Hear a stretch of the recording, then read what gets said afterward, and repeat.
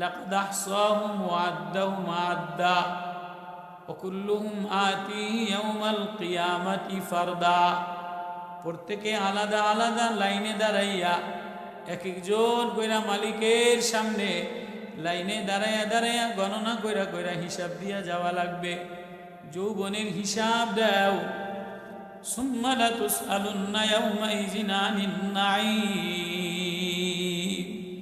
তোমারে যে নেয়ামত দিলাম, ঠান্ডা পানি খাওয়াইলাম, গরম ভাত খাওয়াইলাম, গরম দুধ খাওয়াইলাম, লিচু খাওয়াইলাম, আম খাওয়াইলাম, কাঁঠালের জুস খাওয়াইলাম, গোশত খাওয়াইলাম, আবার এটারে আমি ক্লিয়ার কইরা বয়লারের মধ্যে রেফায়ারিং কইরা ময়লা আলাদা টাঙ্কির মধ্যে রাইখা বাইর কইরা দিলাম। আচ্ছা 3 দিন যদি ময়লা থাকে তো টাঙ্কির মধ্যে থাকে, কিন্তু পেটের মধ্যে যদি 3 দিন পচা ময়লা থাকে, এই বন্ধ হয়ে গেলে, বাথরুম বন্ধ হয়ে গেলে শরীরে শান্তি লাগে না?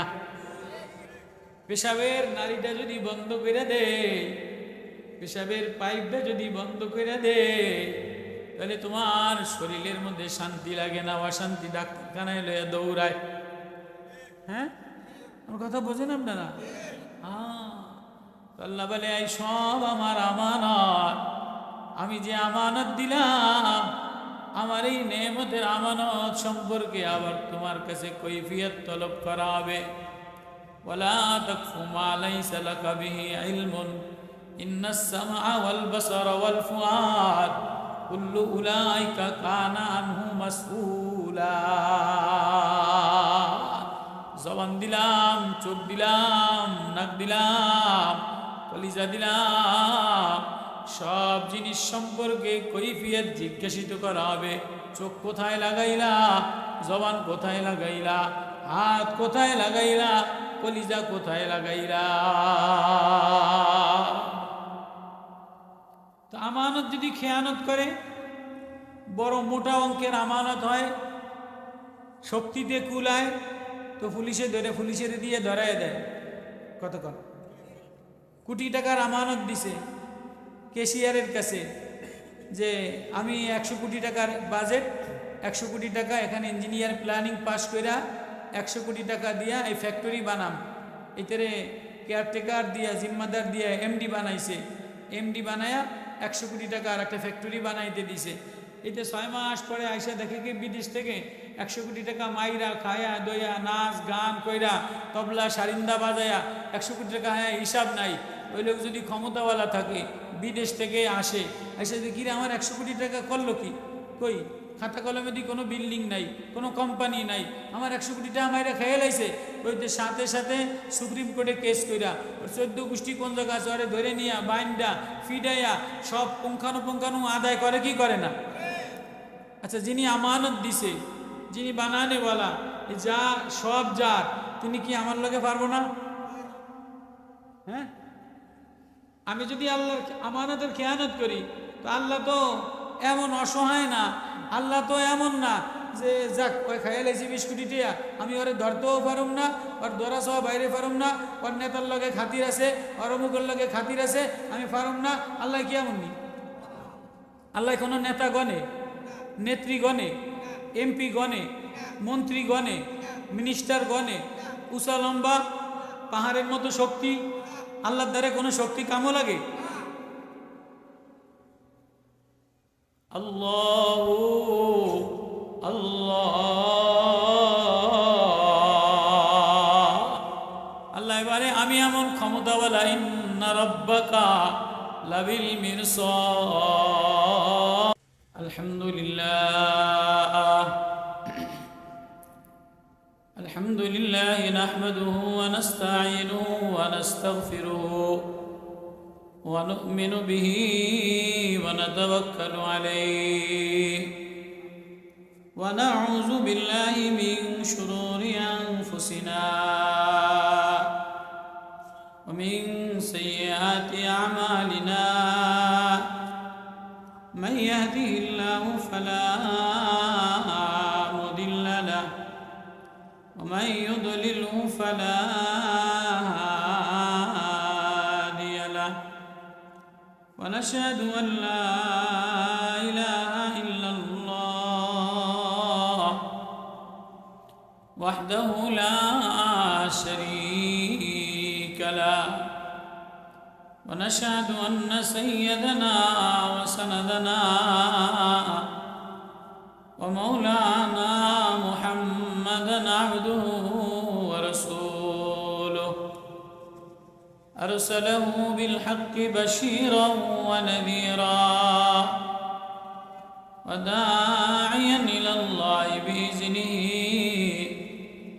وسراجا منيرا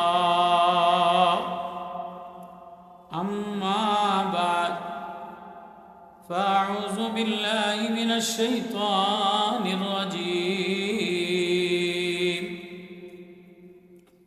بسم الله الرحمن الرحيم إن جهنم كانت مرصادا للطاغين مآبا لابثين فيها أحقابا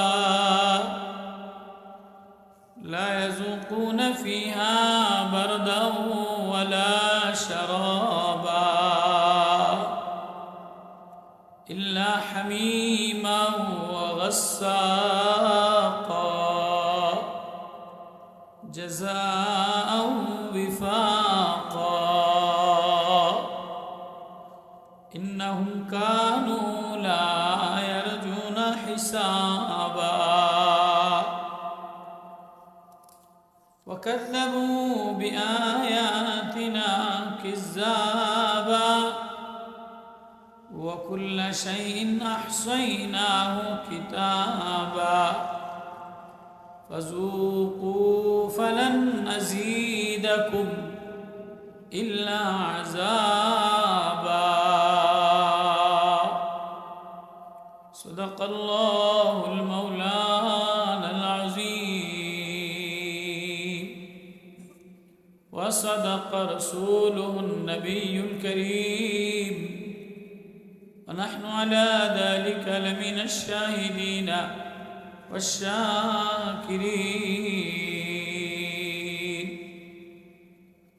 الحمد لله আল্লাহ রাব্বুল আলামিনের দরবারে হাজারো লাখ শুকরিয়া যে আল্লাহ রাব্বুল আলামিন দয়া করে মায়া করে ভালোবাসা দিয়া মায়া মমতা দিয়া আদর সোহাগ দিয়া সুস্থ অবস্থায় এই মণ্ডল কাপন ইসলামী যুব সংঘের উদ্যোগে আয়োজিত এই তফসিরুল কোরআন মাহফিলে আল্লাহ তাআলা আমাদেরকে আনছেন বসাইছেন এজন্য সকলে দিল থেকে শুকরিয়া আদায় করি আলহামদুলিল্লাহ।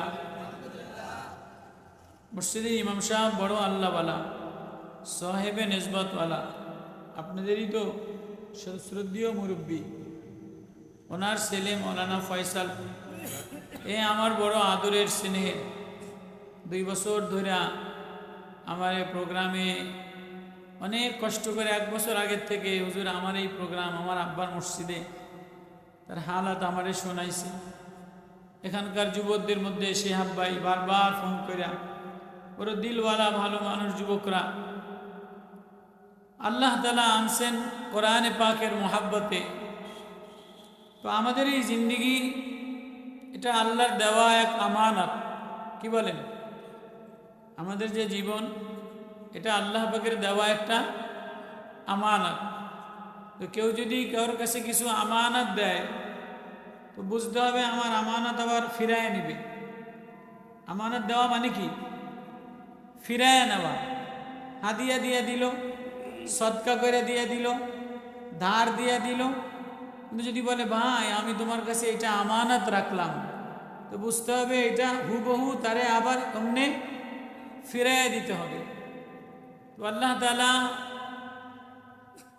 আমাদের কাছে আমাদের জীবনটা আল্লাহ তাআলা আমানত দিছেন। আল্লাহ বলেন যে এই জীবন আবার আমার সামনে নিয়ে দাঁড়াইতে হবে, আবার হিসাব দিয়ে যাওয়া লাগবে। এই চোখটা আমানত, এই জবানটা আমানত, এই জিহ্বাটা আমানত, এই ব্রেনটা আমানত, এই কলিজাটা আমানত, এই হাত আমানত, পাও আমানত, এগুলি সব কার? এগুলি বানাইছে কে? এগুলি লাগাইছে কে?